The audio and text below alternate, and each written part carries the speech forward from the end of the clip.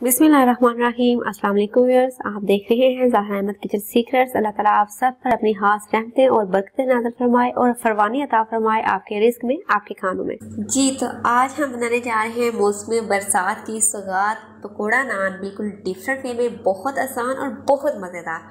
तो इसके लिए हमने क्या करना है, सबसे पहले आलू हमने बारीक बारीक काट लिए हैं। ठीक है जी, आपके पास अगर कोई कटर या कोई कद्दूकश करने वाला मशीन है तो उससे आप इसको बारीक बारीक इस तरीके से कद्दूकश कर लें, नहीं तो आप हैंड से इसको बारीक काट लें, क्योंकि नान बहुत जल्दी से वो पका होता है ऑलरेडी, तो वो फ़ौरन से गोल्डन हो जाता है और आपके अगर आलू मोटे होंगे ना वो कच्चे रह जाएंगे। इसी तरह हम प्याज को भी बहुत बारीक बारीक काटेंगे। ठीक है जी, तो इस तरीके से हम इसमें बहुत खूबसूरत सी चीज़ें डालेंगे। शिमला मिर्च हम डालेंगे, शिमला मिर्च बहुत आला टेस्ट देती है। और दूसरे नंबर पे इसको मैंने थोड़ा सा मोटा काटा है, क्योंकि इसको हमने कच्चा पका रखना है, तभी इसका जो है ना आला टेस्ट आएगा। उसके बाद टमाटर जो है वो टमाटर एक तो लुक बहुत ज़बरदस्त देगा, दूसरा आपके जो नान में थोड़ी सी खटास पैदा करेगा, तो वो मज़ा ही आ जाएगा ना। उसके बाद क्या करेंगे, हम हरी मिर्च और ऐड कर लेंगे धनिया। उसके बाद हम इसमें मसाले सूट लेंगे, मसालों में हम ऐड कर लेंगे नमक, लाल मिर्च हम इसमें ऐड करेंगे और इसमें हम ऐड करेंगे ज़ीरा और खुश्क धनिया। ठीक है जी, जिससे इसकी जो खुशबू है ना वो पूरे मोहल्ले में फैल जाएंगी। ठीक है जी, आप इसमें अजवाइन भी ऐड कर सकते हैं अगर आपको उसका जो टेस्ट है वो अच्छा लगता है। मेरे पास फ़िलहाल अवेलेबल नहीं थी इसलिए मैंने ऐड नहीं की, नहीं तो वो बहुत कमाल का टेस्ट देती है। ठीक है जी, आप अपने पकौड़ों में या इस तरह की कोई चीज़ बना रहे हो, कटलेट्स बना रहे हो आलू के, तो उसमें अजवाइन अगर आप एक चुटकी ऐड कर देते हैं ना तो उससे बहुत आला टेस्ट आता है। इससे मसाले को हम पहले अच्छे तरीके से मिक्सिंग कर लेंगे। ठीक है जी, इनका हम मिलाप करा लेंगे, इनकी सुलह सलाई सफाई करवा लेंगे, इनको हम इस तरीके से ज़रा फेंट फूट लेंगे। ठीक है जी, मिक्सिंग करेंगे इनकी।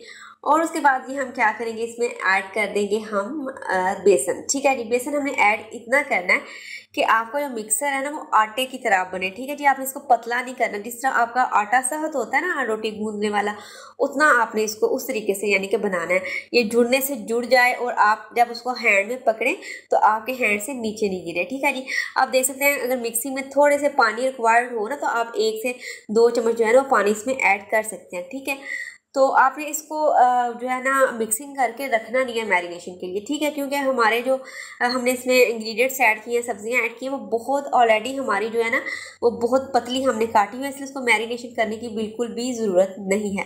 इन केस आपके पास कोई चॉपर नहीं है, कोई कटर नहीं है, आप बारीक काट नहीं सकते, तो आप इसमें फिर मीठा सोडा ऐड कर लें। ठीक है जी, वो उससे ना ये जो है ना आपका अच्छे से गल जाएगा, पक जाएगा।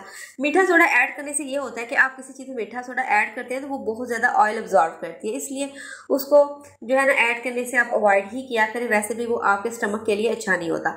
तो अब आपका जो हमने पकौड़ा का सामान तैयार किया है वो नान से उतरे ना, उसके लिए आपने क्या करना है, नान को गीला कर लेना। इस तरीके से मैंने हैंड से गीला किया ना, उस तरीके से गीला करके उसके बाद हमने जो अपना मिक्सचर रेडी किया उसको आप अप्लाई कर लें। ठीक है, जितना आपने घी भर के खाना है ना आप उस तरीके से उतना जो है वो उस पर अप्लाई करें, क्योंकि कोई मसला नहीं होगा। हमने इसको मीडियम आंच पे पकाना है, मीडियम आंच में हमारा ऑयल जो है वो गर्म होना चाहिए। ठीक है जी, और मीडियम आंच में जब हम इसको ऐड करेंगे ना 1 से 2 मिनट इसको पकने के बाद आपने क्या करना है, आपने 1 मिनट इसको ठीक है मीडियम आंच में पकाना है, उसके बाद आपने फ्लेम जो है ना बिल्कुल स्लो कर देनी है।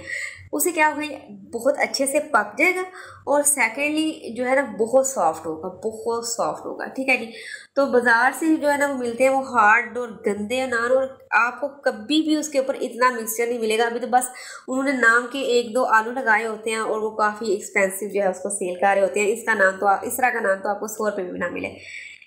ठीक है जी, तो इसको आपने सीधा ऐड इसलिए करना है कि ताकि उस पर जो हमने मिक्सचर लगाया हुआ है वो थोड़ा सा उस पर जम जाए, सेट हो जाए। ठीक है जी, उसके बाद इसकी साइड हमने चेंज कर देनी है। बहुत एहतियात से साइड आप चेंज करें, क्योंकि छींटे पड़ने का बहुत खतरा होता है, तो अपना ख्याल रखें। ठीक है जी, तो इस तरीके से आप चेक कर लेना कि जितना हमने इसको गोल्डन करना है, पकाना है, वो उतना पक चुका है। इसको हमने मीडियम आंच पे इसमें ऐड किया, 1 मिनट पकाया, उसके बाद आंच हमने स्लो कर दी है और 2 मिनट तक स्लो आंच पे पकाया, तो कितना ज़बरदस्त कलर आ गया। ये अंदर से बहुत अच्छे से पक चुका है, बिल्कुल भी इसके आलू जो है वो कच्चे नहीं रहे। तो इसको हम जो है ना वो बहुत स्पेशल चटनी के साथ सर्व करेंगे। ठीक है जी, देख सकते हैं कितना अलग लुक आ रहा है। इसका जो ऑयल है वो अच्छे तरीके से हम छलनी की मदद से निकालेंगे, जितना निकल सका। उसके बाद इसको टिश्यू पेपर पर रखेंगे ताकि इसका ऑयल जो है अब्जॉर्ब हो जाए। इसके साथ मैंने चटनी बनाई है दही की, उसमें पुदीना, धनिया, हरी मिर्च और प्याज ऐड ग्राइंड करके ना फिर उसको दही में ऐड करके फेंट लिया, ठीक है। दही अंदर डाल के वो अगर आप उसमें बाकी इंग्रेडिएंट्स डालेंगे तो बहुत पतली शोरबा टाइप बन जाती है, तो वो इतना ज़बरदस्त लुक और टेस्ट नहीं देती, ठीक है। तो आप उसको चटनी को बनाने के बाद दही को फेंट के उसके बाद दही में ऐड करें। तो आप देख सकते हैं कितना ज़बरदस्त लुक आ रहा है। पीछे से भी ये नान बहुत ज़बरदस्त गोल्डन हो चुका है और देख सकते हैं कितना सॉफ्ट है, ठीक है। मैं अभी आपको इसका बाइट लेकर दिखाती हूँ, ठीक है। इस तरीके से आप देख सकते हैं कि सारा नान बहुत सॉफ्ट है, बहुत सॉफ्ट है, और ये खाने में इतना टेस्टी था ना कि आपकी सोच है, ठीक है। तो आप इसको सेम इसी मेथड से बनाइएगा। मोस्टली लोग इसमें टमाटर और शिमला मिर्च ऐड नहीं करते, अगर आप उसको ऐड करेंगे तो आपका टेस्ट दोबारा हो जाएगा। वीडियो अच्छी लगी हो तो सब्सक्राइब कीजिए, लाइक कीजिए, फ्रेंड्स और फैमिली के साथ शेयर कीजिए। इंशाल्लाह नेक्स्ट वीडियो में हाजिर होंगे एक नई रेसिपी के साथ। तब तक रखिएगा अपना ढेर सारा याद, मुझे रखिएगा दुआ में याद। अल्लाह हाफिज़।